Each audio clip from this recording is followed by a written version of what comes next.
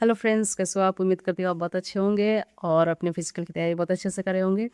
तो मैं अभी अपने घर आई हूँ, फिर भी मैं सोची एक मेडिकल के ऊपर वीडियो बना दूँ। जैसे बहुत लोगों के कमेंट आ रहे हैं और कई लोग तो डाउट में होंगे कि मेडिकल में क्या-क्या होता है, कहाँ होगा।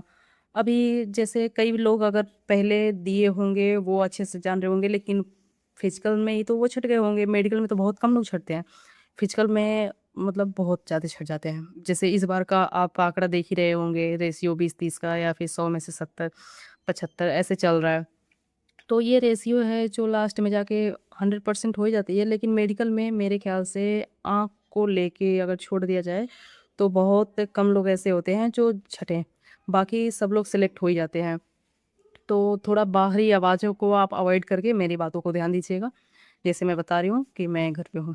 ख़ैर अब इस बात पे आते हैं, हमारी जो मेडिकल है वो कौन करवाते हैं, पैरामिलिट्री करवाती है या बीएसएफ, दोनों करवा सकते हैं या फिर कोई एक करवाएँगे। आपका जो मेडिकल होगा वो एक एडमिट कार्ड जारी होता है, उसमें एड्रेस प्रॉपर लिखा होता है। 2-3 जगह होती हैं, एक छावला साइड होता है, एक आईटीबीपी, हमारा तो आईटीबीपी हुआ था। मैं अपने बारे में फिर बताऊँगी मेरे साथ मतलब मेडिकल में क्या-क्या हुआ था, कहाँ हुआ था और हम कैसे गए थे।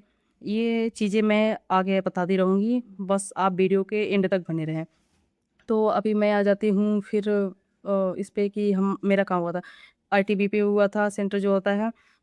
जो आपके एडमिट कार्ड जारी होंगे मेडिकल वाला, आपका सब का सब डाटा उसमें लिखा होगा, एड्रेस लिखा होगा और नियर बाई वो बताते हैं कि आपको मतलब दिक्कतें ना हो। जैसे हम लोग हैं दूर के यूपी साइड, बिहार साइड से, तो हम जैसे जब दिल्ली में जाते हैं, अगर ना जान-पहचान का कोई हो तो हमें के लिए तो ढूँढना ही है।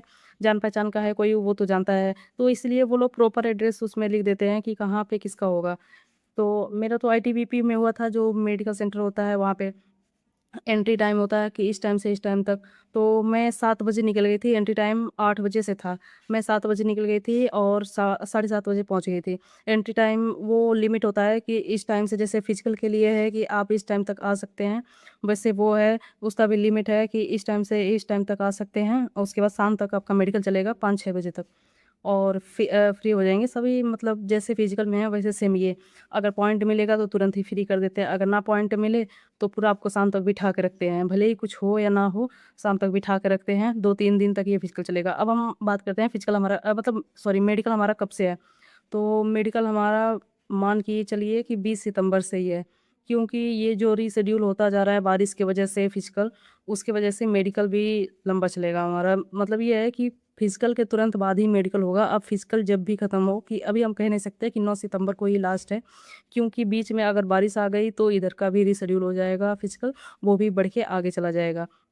जैसे हम ये कह दें कि मतलब 20 सितंबर से शायद हो सकता है, ये भी अभी कंफर्म डेट नहीं है। तो ये हो गया डेट और जगह कहाँ-कहाँ होता है, छावला, टीबीपी, ठीक है। अब ये देखते हैं मेडिकल में क्या-क्या होता है। अगर आपने पुराना वीडियो देखा होगा तो वो उसमें आप देखे होंगे कि क्या-क्या है, क्या-क्या नहीं है।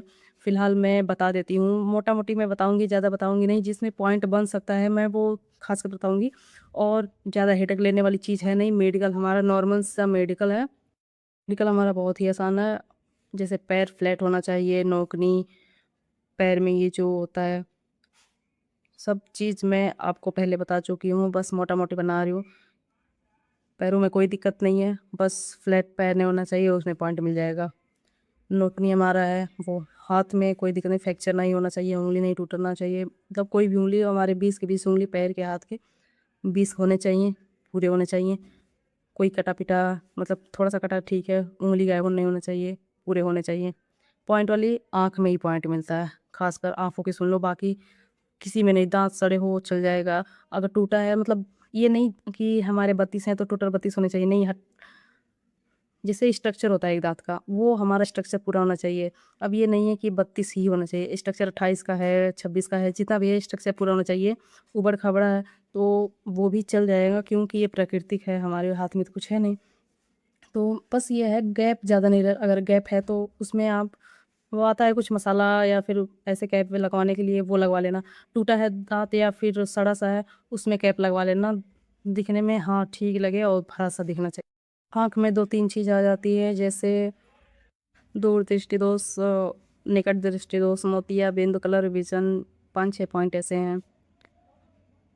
मैं पहले बताती हूँ दूरदृष्टि दोष में, जैसे 25 से 20 फीट की दूरी पे एक चार्ट लगा होगा, हिंदी, इंग्लिश, लेटर जो भी है। एक आँख बंद करके ऐसे देखना होता है, उसमें पेपर या हाथ ही लगाएँगे। उसमें ये लिखा रहता है चार्ट बना के कि वो क्या है, शब्द है। जहाँ पे आप बताना बंद कर देते हैं वो आपका पॉइंट बन जा, जैसे 6/6 का है या फिर 6/12 का है, ऐसे आपका पॉइंट बन जाता है कि आप कहाँ तक देख सकते हैं, ठीक है। निकट दृष्टि दोष, जैसे 25 सेंटीमीटर की दूरी पे आपसे बुक्स पढ़वाई जाएँगे, जो भी बुक्स पढ़वाएँ वो उनके ऊपर डिपेंड करता है। कलर विज़न में राउंड राउंड या तो होगा, कोई संख्या होगा, उसको बताना रहेगा, ठीक है। और एक पॉइंट पेन की नोक में ऐसे-ऐसे घुमाएँगे, जहाँ-जहाँ ये पेन की नोक जाएगा ऐसे हमारी आँखें नाचती रहेंगी। हो गई हमारी आँखों का।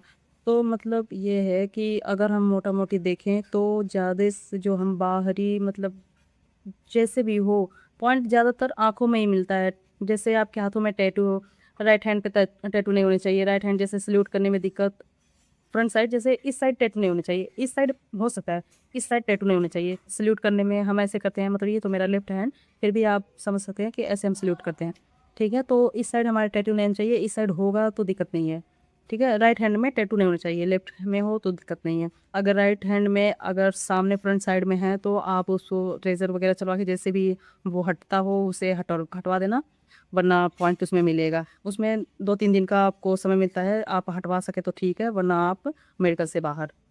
और मेडिकल से बाहर क्या-क्या चीज़ें हो सकती हैं?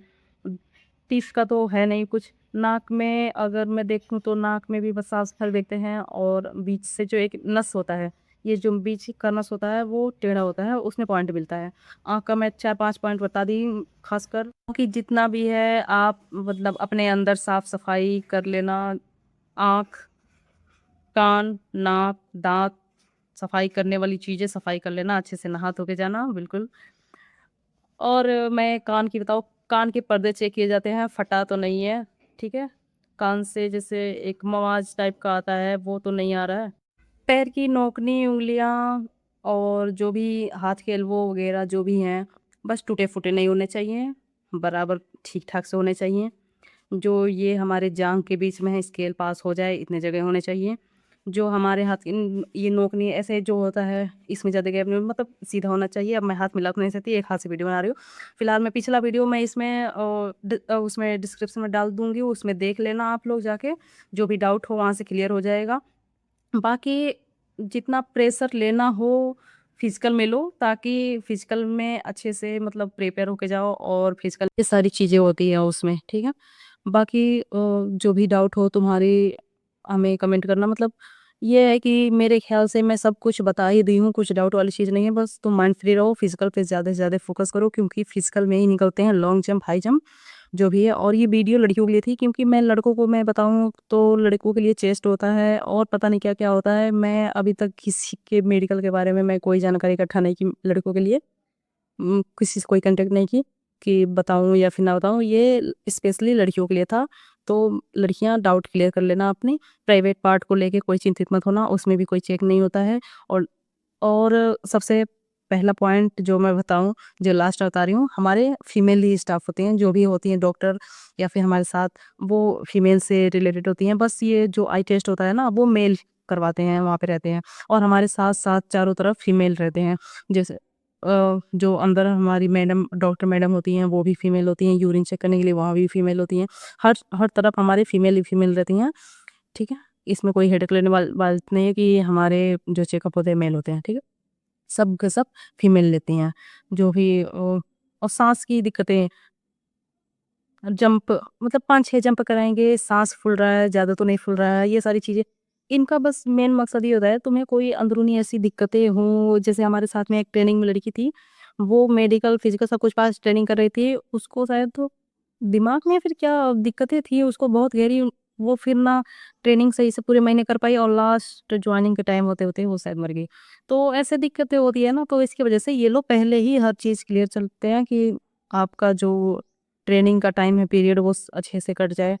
उसके बाद ट्रेनिंग पूरे मतलब ट्रेनिंग कंप्लीट होने के बाद आपको जो भी बीमारी है वो तो सीजीएचएस कार्ड है आपका, या फिर आप जैसे भी चेकअप या फिर दवाई करवाना चाहो वो हो जाएगा। तो दिक्कतें बस ये अभी जब तक ज्वाइनिंग नहीं हुई है या फिर ट्रेनिंग टाइम तक नहीं गए हैं तब तक ये, बाकी आप आराम से माइंड फ्री रहो, फिजिकल पे फोकस करो। अपने जो भी है मेडिकल के लिए कोई हेडेक लेने वाली चीज़ नहीं है। बस ये है, अगर आपको कलर विजन से टेंशन है तो एक बुक आता है उसको ले लेना, कोई पॉइंट वाली बात नहीं है, आराम से कर लेना, ठीक है।